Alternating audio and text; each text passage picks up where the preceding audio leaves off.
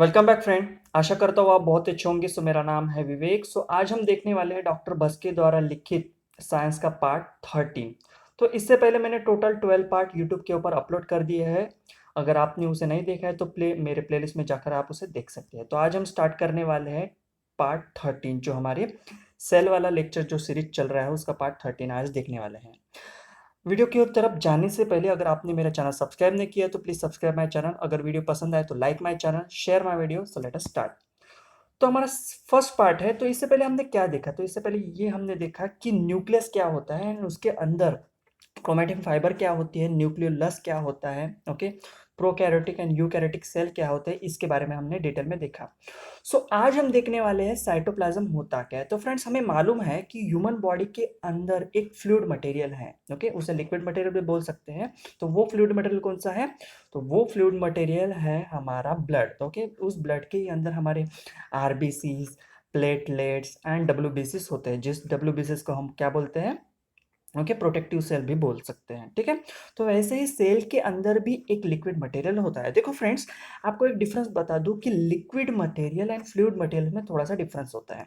अब liquid material कौन से होते हैं? अगर मैं बोलूंगा कि पेट्रोल लिक्विड मटेरियल है क्या? हाँ है।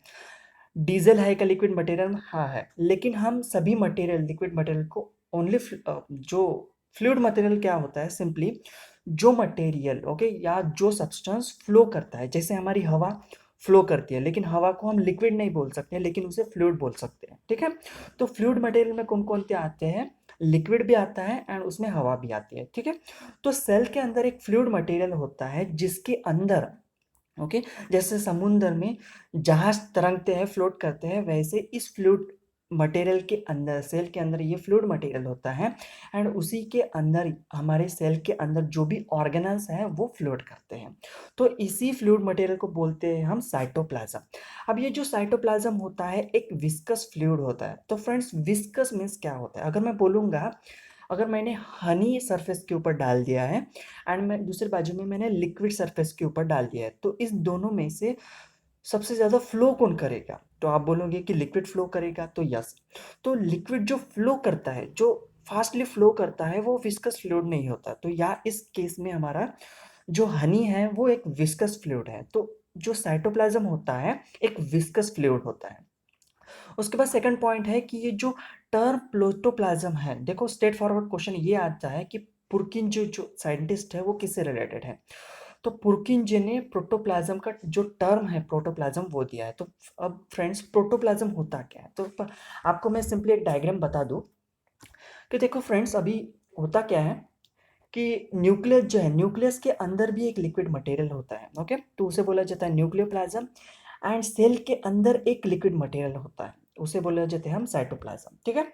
तो अब ये जो न्यूक्लियोप्लाज्म एंड साइटोप्लाज्म को जब हम मिला देंगे तो उसे बोला जाता है प्रोटोप्लाज्म। एंड ये जो टर्म प्रोटोप्लाज्म है वो किसने दी थी? हमारे पुरकिंजे साहब ने दी थी। अब हम देखने वाले हैं बहुत ही इंपॉर्टेंट ऑर्गेनल जिसे हम बोलते हैं माइटोकॉन्ड्रिया, ठीक है। अब ये माइटोकॉन्ड्रिया एक सेल के अंदर का ऑर्गेनल्स होता है। अब ये कैसा ऑर्गेनल्स होता है? ये एक डबल लेयर्ड ऑर्गेनल्स होता है। अब डबल लेयर ऑर्गेनल्स होता है, लेकिन हर सेल में इसकी जो क्वांटिटी होती है, नंबर होते हैं, वो वेरीज करते हैं। कोई सेल में हम 50 देख सकते हैं या किसी किसी सेल में ये 5000 तक नंबर इसके चले जाते हैं।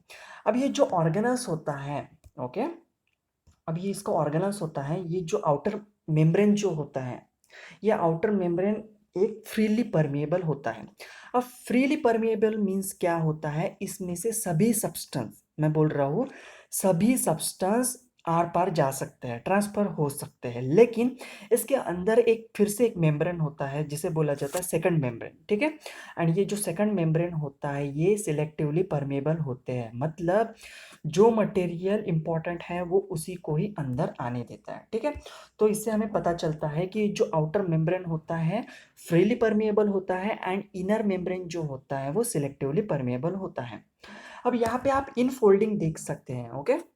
तो अंदर की तरफ मुड़े हुए एक मेम्ब्रेन छोटा सा देख सकते हैं, इसे बोलते हैं हम सिस्टर्नी। उसे क्या बोलते हैं हम? सिस्टर्नी। अब देखो फ्रेंड्स, एक कंटेंसर डीएनए, तो मार्क कर लेना फ्रेंड्स कि ये क्वेश्चन हमेशा पूछा जाता है कि सेल के अंदर ऐसे कौन से ऑर्गेनल्स है जिसके अंदर डीएनए पाया जाता है। तो फर्स्ट हमारा ऑर्गेनल्स है जिसके अंदर डीएनए पाया जाता है वो है हमारा माइटोकॉन्ड्रिया, इसके अंदर डीएनए पाया जाता है। दूसरा हो गया हमारा न्यूक्लियस जिसके अंदर डीएनए पाया जाता है। एंड प्लांट में एक एक्स्ट्रा ऑर्गेनल्स होता है जिसे हम बोलते हैं क्लोरोप्लास्ट, एक टाइप का प्लास्टिड होता है जिसके अंदर फोटोसिंथेसिस होता है। ओके, जिसकी वजह से ही प्लांट जो होते हैं अपना फूड मटेरियल बना पाते हैं। तो क्लोरोप्लास्ट के अंदर डीएनए पाया जाता है। इन तीन ही ऑर्गेनल्स के अंदर हम डीएनए देख सकते हैं। कौन कौन से? Mitochondria, chloroplast and nucleus. इन तीनों जो ऑर्गेनल्स है, तीनों ऑर्गेनल्स के अंदर हम डीएनए मटेरियल देख सकते हैं। एंड देखो फ्रेंड, ये जो माइटोकॉन्ड्रिया है इसका दूसरा नाम पावर हाउस भी बोला जाता है। क्यों पावर हाउस बोला जाता है? क्योंकि इसके अंदर सेलुलर रेस्पिरेशन होता है एंड इसी से क्या प्रोड्यूस होता है? ओके, एनर्जी मॉलिक्यूल प्रोड्यूस होता है जिसे हम एटीपी, एडेनोसाइन ट्राइफॉस्फेट बोलते हैं। अब हम देखने वाले हैं, अब मैं कुछ एनिमेशन दिखाने वाला हूँ फ्रेंड्स, जिसकी मदद से आप समझ सकते हैं कि एक्चुअली ये जो माइटोकॉन्ड्रिया है वो दिखता कैसे है। देखो फ्रेंड्स, इस एनिमेशन से आप इजीली समझ सकते हैं कि एक्चुअली जो माइटोकॉन्ड्रिया है वो कैसा दिखता है। तो ये जो ब्लू कलर का आप दिख रहा है वो एक यूकैरियोटिक सेल है। ओके, एंड इस यूकैरियोटिक सेल के अंदर ये जो आप साइटोप्लाज्म देख सकते हैं इसके अंदर ही ये जो माइटोकॉन्ड्रिया एम्बेडेड है। अब ये माइटोकॉन्ड्रिया की साइड कुछ भी हो सकते हैं। तो हमारा जो पहला माइटोकॉन्ड्रिया दिखा है वो एक स्पेरिकल टाइप का है। ओके, तो उसका साइज स्पेरिकल भी हो सकता है एंड कुछ कुछ माइटोकॉन्ड्रिया है वो इलांगेटेड भी, मतलब थोड़े रॉड शेप की भी होती है। ये डबल लेयर एक माइटोकॉन्ड्रिया आपको दिखा रहे हैं, ठीक है। तो इसके दो लेयर होते हैं। जो आउटर ये जो लेयर होता है, ओके, वो क्या होता है? फ्रीली परमिएबल होता है। एंड ये जो इनर मेम्ब्रेन ग्रीन कलर का दिखा है वो क्या होता है? सिलेक्टिवली परमिएबल होता है। अब ये आप जो इन फोल्डिंग देख सकते हैं, ओके, अंदर के साइड जो मुड़े हुए, अब ये जो अंदर की साइड जो मुड़े हुए हैं मेम्ब्रेन देख रहे हैं, ये क्या है? ओके, वो सिस्टर्नी उसे बोलते हैं, ठीक है।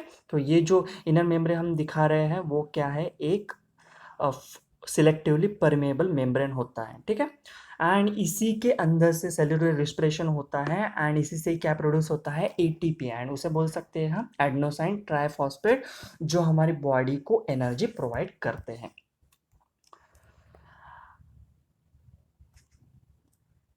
अब फ्रेंड्स, हम देखने वाले हैं इंपॉर्टेंट ऑर्गेनल जिसे हम बोलते हैं एंडोप्लाज्मिक रेटिकुलम, ठीक है। अब ये जो एंडोप्लाज्मिक रेटिकुलम है सेल के अंदर का ही एक ऑर्गेनल्स होता है। जैसे माइटोकॉन्ड्रिया के ऑर्गेनल्स है वैसे ये जो एंडोप्लाज्मिक रेटिकुलम है वो भी एक ऑर्गेनल्स होता है। बट ये जो एंडोप्लाज्मिक रेटिकुलम है कौन से सेल में पाया जाता है? ये पाया जाता है ओनली यूकैरियोटिक सेल में। ओके, ये प्रोकैरियोटिक सेल में नहीं पाया जाता है। अब यूकैरियोटिक सेल क्या होता है इससे पहले मैंने वीडियो में समझा है, फिर से एक बार मैं समझा दूंगा कि यूकैरियोटिक सेल वो सेल होते हैं जिसका न्यूक्लियस वेल डेवलप होता है एंड जिसके न्यूक्लियस को न्यूक्लियर मेम्ब्रेन होता है। एंड प्रोकैरियोटिक सेल के न्यूक्लियस को न्यूक्लियर मेम्ब्रेन नहीं होता है। सो एंडोप्लाज्मिक रेटिकुलम प्रोकैरियोटिक सेल में एंड वुमन के अंदर जो एग्स होते हैं जिसे हम बोलते हैं ओवा, उसके अंदर ये माइटो एंडोप्लाज्मिक रेटिकुलम पाया नहीं जाता है। एंड हमारे जो मैच्योर रेड ब्लड सेल्स होते हैं कार्पस्कल, ओके, उसके अंदर भी एंडोप्लाज्मिक रेटिकुलम नहीं देखा जाता है। अब ये होता क्या है? ये एक continuous, okay, continuous system connecting one and with the nuclear membrane and other with the plasma membrane. अब सिंपली ये होता क्या है? एक स्ट्रक्चर होता है जो कहाँ से कनेक्ट होता है? प्लाज्मा मेम्ब्रेन से वो स्टार्ट होता है एंड कहाँ एंड अप होता है? ये एंड अप होता है न्यूक्लियर मेम्ब्रेन के एंड तक। ओके, ये एंड अप होता है। अब यहाँ मैं आप डायग्राम में दिखा सकता हूँ कि ये दिखता कैसे है। देखो, ये जो ये देख रहे हैं अब, ये है पूरा एंडोप्लाज्मिक रेटिकुलम एंड ये जो स्टार्टिंग वाला जो न्यूक्लियर मेम्ब्रेन से कनेक्टेड है वो क्या है? एक रफ एंडोप्लाज्मिक रेटिकुलम है। एंड उसके सरफेस के ऊपर आप छोटे छोटे डॉट जैसे स्ट्रक्चर देख रहे हैं, उसे बोला जाता है राइबोसोम, ठीक है। तो राइबोसोम का फंक्शंस क्या होते हैं इसके बारे में हम पढ़ेंगे। एंड ये जो एंडोप्लाज्मिक रेटिकुलम दिखाया जा रहा है, ओके, ये क्या है? ये है हमारे स्मूथ एंडोप्लाज्मिक रेटिकुलम। एंड ये स्टार्ट कहाँ से होते हैं? ये आउटर से स्टार्ट होकर पूरा यहाँ तक एंड होते हैं, ठीक है। तो यहाँ तक ये फैले हुए होते हैं। अब देखो इनका मेन फंक्शन क्या होता है। इनका मेन फंक्शन होता है glycogen and lipids are synthesis. Okay, तो ये क्या करते हैं, ग्लाइकोजन एंड लिपिड को सिंथेसिस करते हैं। तो फ्रेंड्स ग्लाइकोजन मीन्स होता क्या है, देखो फ्रेंड्स, जब भी ह्यूमन बॉडी फूड खाते हैं तो उस फूड से क्या प्रोड्यूस होता है, ग्लूकोज प्रोड्यूस होता है। लेकिन कभी कभी क्या होता है, हमारी ह्यूमन बॉडी पूरे जो ग्लूकोज है उसे उसे यूज़ नहीं कर पाती। जो रिमेनिंग ग्लूकोज होता है वो कन्वर्टेड होता है ग्लाइकोजन में, एंड ये जो ग्लाइकोजन होता है वो लिवर में स्टोर्ड होता है। एंड जब कभी भी हमें ग्लूकोज की ज़रूरत गिरती है तो फिर से ग्लाइकोजन का कन्वर्जन ग्लूकोज में होता है, एंड फिर इस ग्लूकोज को हम यूज़ करते हैं। तो ये जो ग्लाइकोजन एंड लिपिड्स, अब लिपिड्स मीन्स क्या होता है, एक लिक्विड फैट होता है, टाइप ऑफ फैट होता है, ठीक है। तो ये जो सिंथेसिस है, इसका सिंथेसिस किसके अंदर होता है, इसका सिंथेसिस होता है एंडोप्लाज्मिक रेटिकुलम के अंदर होता है। अब ये जो एंडोप्लाज्मिक रेटिकुलम होते हैं दो टाइप के होते हैं, एक स्मूथ एंडोप्लाज्मिक रेटिकुलम होता है एंड एक रफ एंडोप्लाज्मिक रेटिकुलम होता है। स्मूथ एंडोप्लाज्मिक रेटिकुलम क्यों, क्योंकि इसका सरफेस जो होता है, स्मूथ काम बेसिकली होता है detoxification. Okay, plays role in the detoxification in the liver in which harmful substances converted into harmless substances। Simply क्या होता है, लीवर का मेन मतलब, लीवर क्या करता है, लीवर के अंदर यूरिया प्रोड्यूस होता है एंड यही यूरिया जो होता है थ्रू यूरिन हमारे शरीर के बाहर चला जाता है। तो जो भी हार्मफुल सब्सटेंसेस लीवर के अंदर प्रोड्यूस होते हैं वो एंडोप्लाज्मिक रेटिकुलम इसे किस में कन्वर्ट करता है, हार्मलेस सब्सटेंस में कन्वर्ट करता है। यही स्मूथ एंडोप्लाज्मिक रेटिकुलम का फंक्शन होता है। अब हम देखते हैं कि ये जो रफ एंडोप्लाज्मिक रेटिकुलम है उसका फंक्शंस क्या होता है। तो सबसे इंपॉर्टेंट फंक्शन इसी का ही होता है, इसके ऊपर ही क्वेश्चन बनने के बहुत चांसेस रहते हैं। तो इसका प्राइमरी फंक्शन क्या होता है, प्रोटीन सिंथेसिस। ओके, तो बहुत ही इंपॉर्टेंट न्यूट्रिएंट्स हमारे बॉडी का, जिसे हम बोलते हैं building block of a human body. Okay, या building block of a body बोला जाता है। तो ये जो प्रोटीन सिंथेसिस कौन करता है, ये करता है हमारा रफ एंडोप्लाज्मिक रेटिकुलम। अब देखो रफ एंडोप्लाज्मिक रेटिकुलम इसलिए बोला जाता है क्योंकि इसकी सरफेस जो है रफ है, इसके सरफेस के ऊपर छोटे छोटे राइबोनल्स, ये ऑर्गेनल्स होते हैं। अब ये ऑर्गेनल्स का काम क्या है, ये क्या करते हैं, मेनली प्रोटीन सिंथेसिस करते हैं, ठीक है। तो स्ट्रेट फॉरवर्ड क्वेश्चन ये आ सकता है फ्रेंड्स कि किस ऑर्गेनल्स को प्रोटीन फैक्ट्री बोला जाता है। तो एंडोप्लाज्मिक रेटिकुलम के सरफेस के ऊपर जो राइबोसोम होते हैं इसी को ही प्रोटीन फैक्ट्री बोला जाता है। आई होप आपको यहाँ तक क्लियर हो गया होगा। अगर आपको कोई भी डाउट है तो प्लीज़ मुझे कमेंट से आप बता सकते हैं कि आपको डाउट क्या है, तो उसे मैं सॉल्व करने की कोशिश करूँगा। Thank you for watching my video.